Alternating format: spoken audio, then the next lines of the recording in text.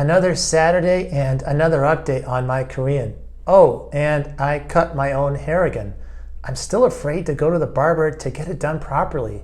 For better or for worse, instead of trying to trim the top, I just used the longest attachment on the buzz clipper, and now it kind of looks like I'm maybe MIA, but running from the military or something.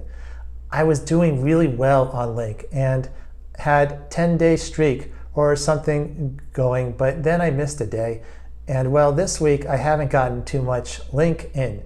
I guess I sort of burned out on Harry Potter and reading in general.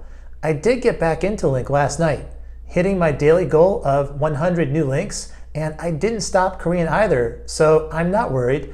But I had been on track to finish my first book in Korean within 10 days, and that's obviously been pushed back.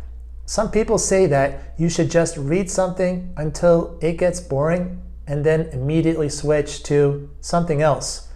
I don't follow that philosophy.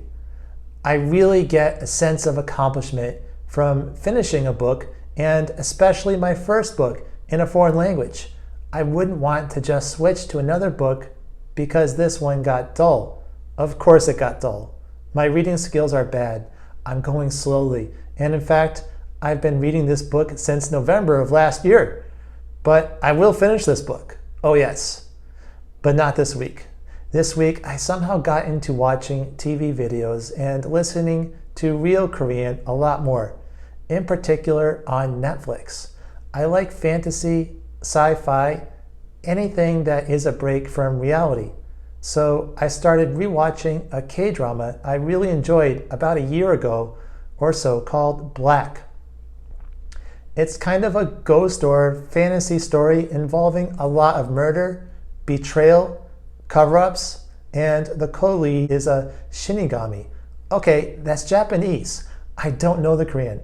He basically goes to collect souls when people die to lead them to the afterlife. It doesn't have any Korean subtitles on Netflix, unfortunately, as I would love to download them and read them on Link if I could. Well, maybe because I know the story already, although I don't remember everything.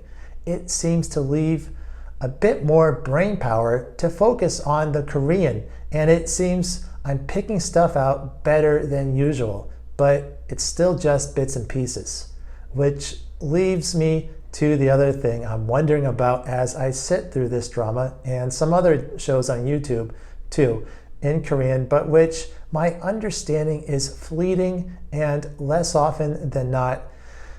Just how helpful is this anyway?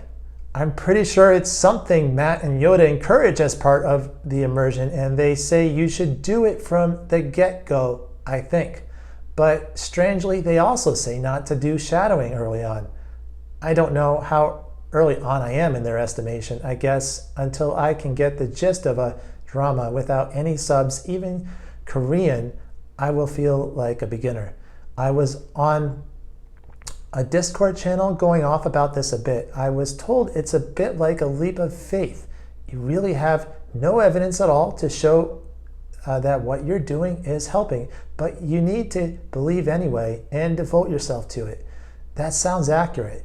I tried looking on YouTube for other people's thoughts on this and Google, and found a lot of people saying that until you can start understanding most of what's being said, that it's a complete waste of time. Not so encouraging.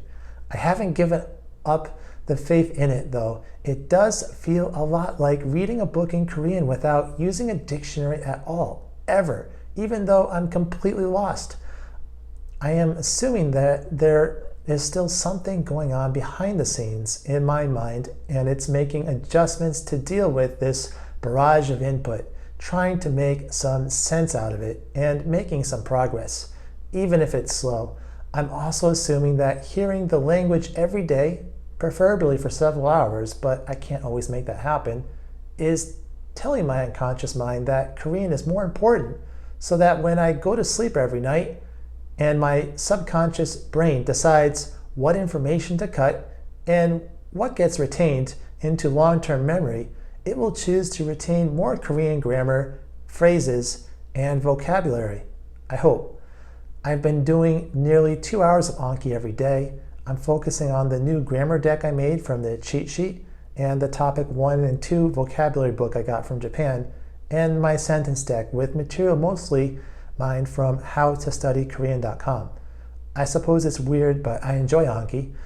Immersion may be the most important studying I'm doing, but Anki at least gives me confirmed progress. Just listening to tons of Korean, you can walk away wondering, what just happened? Did I get better? Did nothing happen?